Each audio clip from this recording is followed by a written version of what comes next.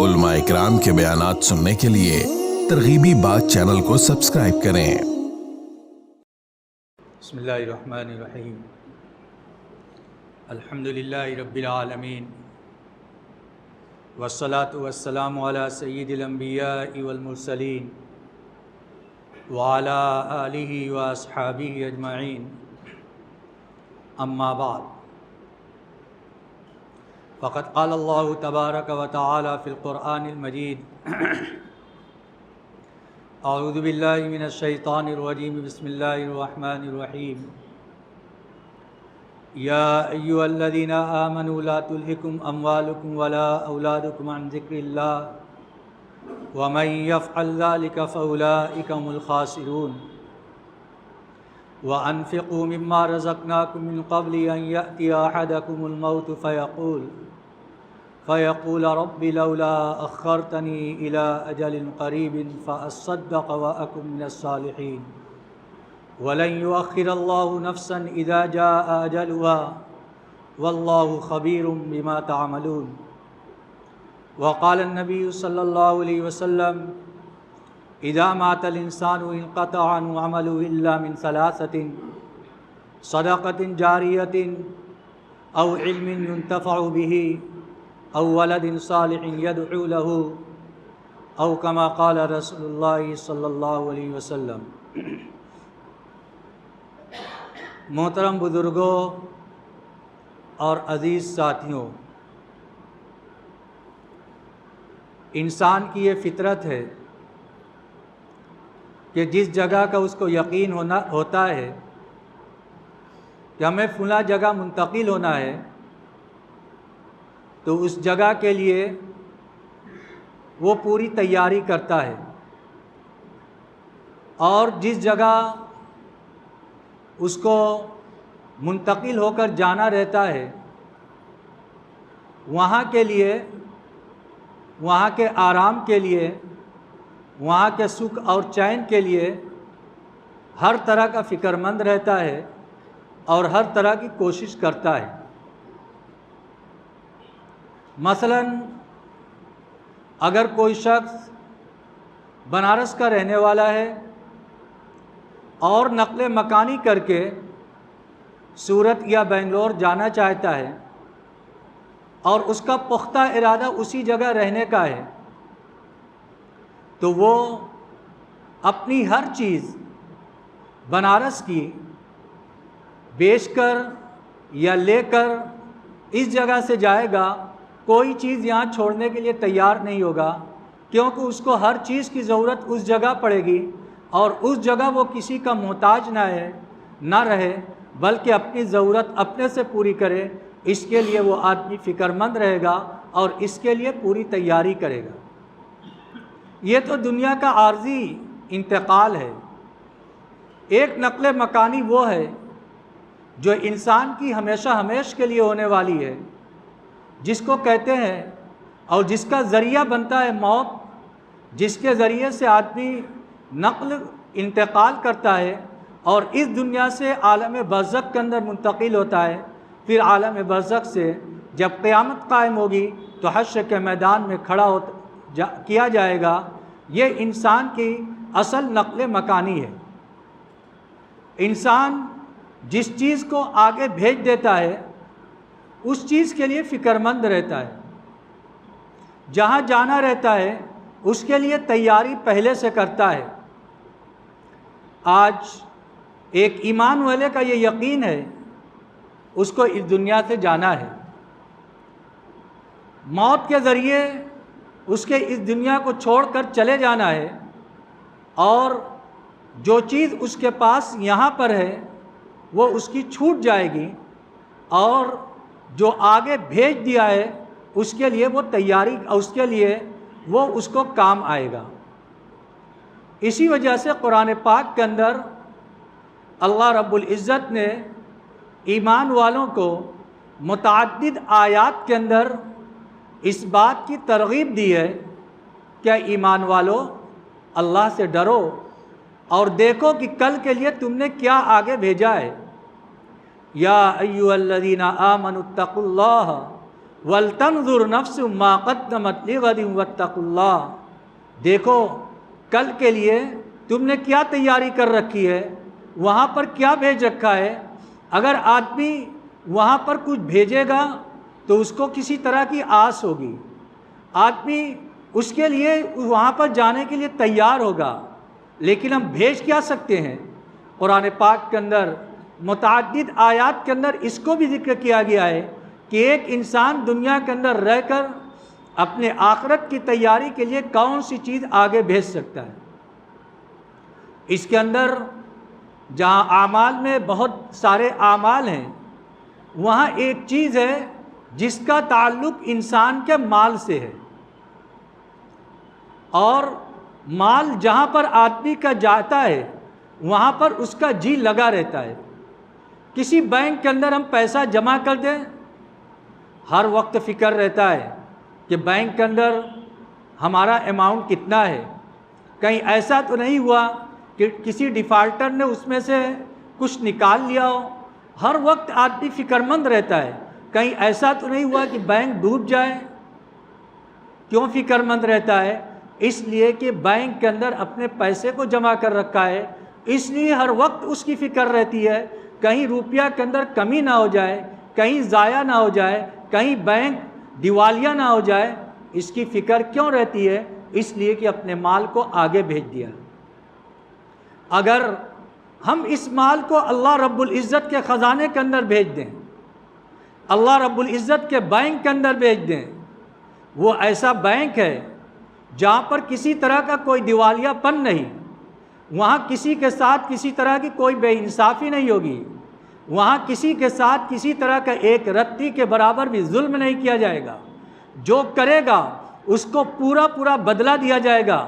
بلکہ دنیا کے اندر جتنا کرے گا اس کے اخلاص کی بنیاد پر اس کے اندر بڑھوتری کی جائے گی، اور بڑھا کر اس کے اعمال نامے کے اندر اس کے اجر اور ثواب کو لکھا جائے گا۔ اور اس کے لیے یہ بھی ضروری نہیں کہ آدمی بہت مالدار ہو تبھی اللہ کے خزانے کے اندر جمع کر سکتا ہے، بلکہ ہر انسان جس کے پاس جو ہے اس میں سے اگر اللہ کے خزانے کے اندر جمع کرے گا تو یہ یاد رکھے اس خزانے کے اندر جمع کرنے کی بنیاد پر آدمی کو موت کا شوق پیدا ہوگا، اللہ سے ملاقات کا شوق پیدا ہوگا، اور نیک کام کرنے کی بنیاد پر آخرت کی جانب رغبت پیدا ہوگی، ورنہ یہی جان، یہی مال اور یہی اولاد آدمی کے لیے ہلاکت کا ذریعہ بن جاتے ہیں۔ قرآن پاک کے اندر ایک سورہ کے اندر اللہ رب العزت نے ایمان والوں کو مخاطب کرتے ہوئے ارشاد فرمایا، اے ایمان والو، تم کو تمہارے مال اور تمہاری اولاد ہلاکت کے اندر نہ ڈال دے، اللہ کے ذکر سے غافل نہ کر دے۔ وَمَن يَفْعَلْ ذَلِكَ فَأُولَٰئِكَ هُمُ الْخَاسِرُونَ، یہ یاد رکھو جو شخص ایسا کرے گا، یعنی مال اور اولاد کی موجودگی میں اللہ کو بھلا کر زندگی گزارے گا، تو یہ یاد رکھو یہ شخص حقیقت میں خسارہ اٹھانے والا ہے، نقصان اٹھانے والا ہے۔ اگرچہ اس کو دنیا کے اس دھوکے والی زندگی کے اندر اس کی آنکھ کا پٹا نہیں کھل رہا ہے، لیکن اس کو پتہ کب لگے گا؟ قرآن کے اندر اگلی آیت کے اندر ارشاد فرمایا گیا، وَأَنفِقُوا مِمَّا رَزَقْنَاكُم مِّن قَبْلِ أَن يَأْتِيَ أَحَدَكُمُ الْمَوْتُ، یہ مال جو ہم نے تم کو عطا کیا ہے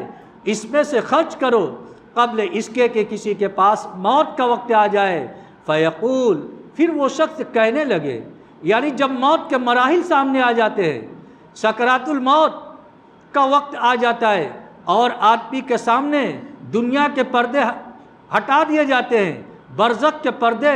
ہٹا دیے جاتے ہیں اور برزخ کے احوال اس کے سامنے آ جاتے ہیں، اس وقت آدمی اپنے رشتہ داروں کو بھی نہیں پہچانتا۔ اس وقت اللہ وہ شخص عرض کرتا ہے، فَيَقُولَ رَبِّي لَوْلَا أَخَّرْتَنِي إِلَىٰ أَجَلٍ قَرِيبٍ فَأَصَّدَّقَ وَأَكُن مِّنَ الصَّالِحِينَ، اے میرے پروردگار، تو نے مجھ کو تھوڑے دن کی مہلت اور کیوں نہ دے دی؟ کتنے دن مہلت ملی؟ کسی کو 40 سال ملی، کسی کو 50 سال ملی، کسی کو 60 سال ملی، کسی کو 65 سال ملی، کسی کو 80 سال ملی، 90 سال ملی، کوئی 100 کے قریب پہنچ گیا، لیکن جب موت کا وقت آیا تو اس وقت کہہ رہا ہے، اے پروردگار تھوڑی سی مہلت اور دے دے، اس مہلت کے اندر ہم کیا کریں گے؟ فَأَصَّدَّقَ وَأَكُن مِّنَ الصَّالِحِينَ، میں وہ مال جو دنیا کے اندر چھوڑ کر آیا ہوں تیرے راستے کے اندر صدقہ کروں گا، خرچ کروں گا، اور میں بھی نیک لوگوں میں سے ہو جاؤں گا۔ آج ہمیں سمجھ میں نہیں پڑ رہا ہے، آج ہم غفلت کے ساتھ زندگی گزار رہے ہیں، اور مال کے بارے میں جو حدیث کے اندر ذکر کیا گیا، انسان کہتا ہے کہ میرا مال، میرا مال، میرا مال۔ آج حقیقتاً ہم یہی سوچتے ہیں کہ یہ مال میرا ہے، یہ مال میرا ہے، یہ مال میرا ہے، لیکن ذرا یاد کیجئے، آج ہم اپنی اس دنیاوی زندگی کے اندر اللہ رب العزت انسانوں کو ایسی چیزیں دکھلا رہا ہے کہ پوری بستی تباہ و برباد کر دی جاتی ہے۔ انسان جس کے اوپر اپنے خون اور پسینے کی کمائی لگا کر لاکھوں اور کروڑوں روپے جس بلڈنگ کے اوپر خرچ کیا تھا، منٹوں کے اندر اپنی نگاہ کے سامنے کروڑوں روپیہ، لاکھوں روپیہ ضائع ہوتے ہوئے دیکھ رہا ہے، حسرت کر رہا ہے، افسوس کر رہا ہے۔ لیکن یہ یاد رکھیں، جب موت کا وقت آئے گا تو اس وقت انسان اس کے اوپر حسرت کرے گا حقیقتاً، اور کہے گا کہ مجھے تھوڑی مہلت اور دے دے تاکہ میں دنیا کے اندر جاؤں اور تیرے راستے کے اندر مال کو صدقہ کر کے آؤں، خرچ کر کے آؤں۔ آج ہمارا بھی یہی حال ہے، ہمارے پاس مال ہے، اللہ رب العزت کی دی ہوئی ایک نعمت موجود ہے، اللہ کو رب العزت نے ہر ایک کو پہلے سے خوشحال بنایا ہے، اللہ کا انعام ہے، فضل ہے کہ کسی کے آگے ہاتھ پھیلانے کی نوبت نہیں آتی، دینے والا ہاتھ لینے والے ہاتھ سے بہتر ہوتا ہے، یہ کشادگی اللہ رب العزت نے ہمیں عطا فرمائی ہے۔ لیکن اس کے باوجود دن بدن مال کی محبت ہمارے دل کے اندر بڑھتی چلی جا رہی ہے، ہم اس کو اپنے کام کی جگہ خرچ کرنے کے بجائے ہم اپنی ضروریات اور اپنی نفسانی خواہشات کے اوپر اس مال کو خرچ کر رہے ہیں۔ ذرا یاد کیجئے، جب ہماری ضرورت کا وقت آئے گا اس وقت ہمارا کیا حال ہوگا؟ حضرت ابو ذر غفاری رضی اللہ تعالیٰ عنہ نے کے پاس ایک شخص آیا اور اس نے کہا کہ حضرت میں آپ کی خدمت کے اندر رہنا چاہتا ہوں۔ کہا کہ اگر میری خدمت کے اندر رہنا چاہتا ہوں تو ہماری ایک شرط ہے، جب میں تم سے کسی چیز کا مطالبہ کروں، کسی چیز کو خرچ کرنے کے لیے کہوں، تو میری شرط یہ کہ تم عمدہ سے عمدہ چیز اللہ کی راہ کے اندر خرچ کرو گے۔ اس شخص نے کہا ٹھیک ہے، میں اس شرط پر آپ کی خدمت کرنے کے لیے تیار ہوں۔ ایک شخص ابو ذر غفاری رضی اللہ تعالیٰ عنہ کے پاس آیا سوال کرنے کے لیے۔ حضرت ابو ذر غفاری رضی اللہ تعالیٰ عنہ نے خادم سے کہا کہ اس کو ایک اونٹ دے دو۔ یہ گیا، جانے کے بعد نصیحت کے مطابق عمدہ سے عمدہ جو اونٹ تھا وہ حضرت وہ دینے کے لیے نکالا، لیکن دل کے اندر خیال آیا کہ یہ حضرت کے بہت کام کا جانور ہے، اس سے کم درجے کا جو تھا وہ لا کر ان کو دے دیا۔ حضرت ابو ذر غفاری رضی اللہ تعالیٰ نے جیسے ہی دیکھا، فرمایا تم نے خیانت کیا۔ وہ سمجھ گئے اور جا کر وہ جانور لائے اور وہ اونٹنی ان کو دے دیا۔ حضرت ابو ذر غفاری رضی اللہ تعالیٰ نے اس کو بلایا اور پوچھا تم نے جان بوجھ کر یہ کیا تھا یا بھول کر؟ کہا کہ میں نے آپ کی ضرورت کے لیے اس کو بچایا تھا۔ فرمایا کہ میں بتلاؤں میری ضرورت کا وقت کب ہوگا؟ میری ضرورت کا وقت اس دن ہوگا جب میں اللہ رب العزت کے حضور پیش کیا جاؤں گا، اس وقت میں ان صدقات کے ذریعے کا بہت زیادہ محتاج ہوں گا۔ آخرت کے دن یہ ہماری سخت ضرورت کا دن ہوگا، اس ضرورت کے دن کے وقت سے میں نے تم سے کہا تھا کہ تم میرے مال میں سے اچھا مال اللہ کے راستے کے اندر خرچ کرنا، اور پھر اس کے بعد اس کی چھٹی کر دی۔ دیکھیے ہماری ضرورت کا کون سا دن ہے؟ ہماری ضرورت کا دن وہ دن ہوگا جب ہم حشر کے میدان کے اندر جمع ہوں گے، اپنے دائیں طرف دیکھیں گے کچھ نظر نہیں آئے گا، بائیں طرف دیکھیں گے کچھ نظر نہیں آئے گا، آگے دیکھیں گے جہنم نظر آئے گی۔ اللہ کے نبی صلی اللہ علیہ وسلم ارشاد فرماتے ہیں کہ اے لوگو، اس دن کے آنے سے پہلے جس دن تم دائیں طرف دیکھو گے کچھ نظر نہیں آئے گا، بائیں طرف دیکھو گے کچھ نظر نہیں آئے گا، سامنے دیکھو گے جہنم نظر آئے گی، اپنے آپ کو جہنم کی آگ سے بچاؤ، اگرچہ ایک کھجور کے صدقہ کے ذریعے ہی کیوں نہ ہو، یعنی صدقات کے ذریعے سے اپنے آپ کو جہنم کی آگ سے بچاؤ۔ حدیث کے اندر آتا ہے حشر کے میدان کے اندر جب قیامت قائم کیا جائے گا تو انسان کا یہ حال ہوگا کہ سورج انسان سے انتہائی قریب ہوگا، سوا نیزے کے اوپر ہوگا، اور ہر ایک گرمی کی وجہ سے پریشان حال ہوگا۔ اس دن 7 آدمی عرش کے سایہ کے اندر ہوں گے۔ اب سوچئے، جس دن عرش کا سایہ جس کو نصیب ہو، جس دن کی عرش کے سایہ کے علاوہ کوئی سایہ نہیں ہوگا، صرف عرش کا سایہ ہوگا، اس سایہ کے علاوہ کسی طرح کا کوئی سایہ نہیں ہوگا۔ ہر آدمی سورج کی تپش کے اندر ہوگا۔ 7 خوش نصیب ایسے ہوں گے جن کو اللہ رب العزت عرش کا سایہ نصیب فرمائے گا۔ اس میں سے ایک وہ شخص بھی ہوگا کہ جس نے اپنے مال کو ایسے خفیہ طریقے سے خرچ کیا کہ بائیں ہاتھ کو بھی پتہ نہیں ہے کہ دائیں ہاتھ نے کیا خرچ کیا۔ صدقہ کرنے والا اس دن عرش کے سایہ کے اندر ہوگا۔ کتنا زبردست اعزاز ہوگا، کتنا زبردست اکرام ہوگا جو آدمی دنیا کے اندر اپنے مال کے اندر صدقات کا اہتمام کرتا ہے، اللہ کے راستے کے اندر خرچ کا اہتمام کرتا ہے۔ آج ہمیں اس جانب توجہ کرنے کی ضرورت ہے کہ ہمارے سامنے اگر کوئی تقاضے آئیں، کسی طرح کے کوئی ضرورت مند آئے اور حقیقتاً وہ ضرورت مند ہے، حدیث کے اندر آتا ہے، اللہ کے نبی صلی اللہ علیہ وسلم نے ارشاد فرمایا، حشر کے میدان میں جب جہنمی لوگوں کے اوپر سے جب جہنمی اور جنتی ایک دوسرے کے پاس گزریں گے تو جہنم میں سے ایک شخص دیکھ کر، جنتی شخص کو دیکھ کر پکارے گا، کیا فلانے، کیا تم دنیا کے اندر اس حال کے اندر نہیں تھے کہ تم میرے پاس آئے تھے اور تمہیں پیاس کی شدت تھی، یا تم بھوکے تھے اور تمہیں کھانے کی ضرورت تھی، میں نے تمہیں کھانا کھلایا تھا، میں نے تمہیں پانی پلایا تھا، میں نے دنیا کے اندر تمہاری ضرورت پوری کی تھی۔ وہ شخص کہے گا کہ ہاں تم نے ہماری ضرورت پوری کی تھی، کہے گا جاؤ اللہ سے سفارش کرو۔ وہ فقیر جس کو دنیا کے اندر اس نے کھانا کھلایا تھا، پانی پلایا تھا، اللہ رب العزت کے حضور جائے گا اور کہے گا کہ اے باری تعالیٰ، فلاں شخص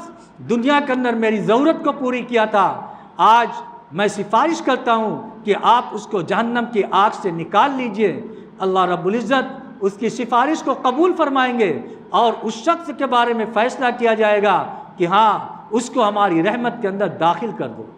دیکھیے، دنیا کے اندر جس کو ہم بہت معمولی چیز سمجھتے ہیں، جس دن ہماری سخت ضرورت کا دن ہوگا، جہاں پر ہمارے رشتہ دار ہم کو دیکھ کر بھاگیں گے، یوم یفر المرء من اخیہ و امہ و ابیہ و صاحبتہ و اخیہ لکل امرئ منہم یومئذ شأن یغنیہ۔ جس دن ہر آدمی ایک دوسرے سے بھاگے گا، بھائی بھائی سے بھاگے گا، ماں بیٹے سے، اسی طریقے سے بیٹا باپ سے، باپ بیٹا سے، ہر ایک دوسرے سے بھاگے گا، کہیں ایسا نہ ہو کوئی مجھ سے نیکی کا سوال کر دے۔ اس دن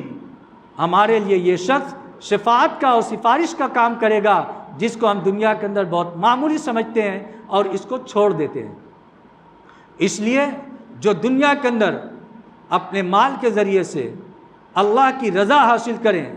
اللہ کی رضا کے اندر اگر ہم اس کو خرچ کریں گے تو اللہ رب العزت دنیا کے اندر ہمارے مال کے اندر بڑھوتری بھی کرتا ہے۔ اللہ کے نبی صلی اللہ علیہ وسلم ارشاد فرماتے ہیں کہ میں قسم کھا کر یہ ارشاد فرماتا ہوں کہ صدقہ کرنے کی وجہ سے مال کم نہیں ہوتا۔ اللہ کے نبی جس بات کے اوپر قسم کھا لیں،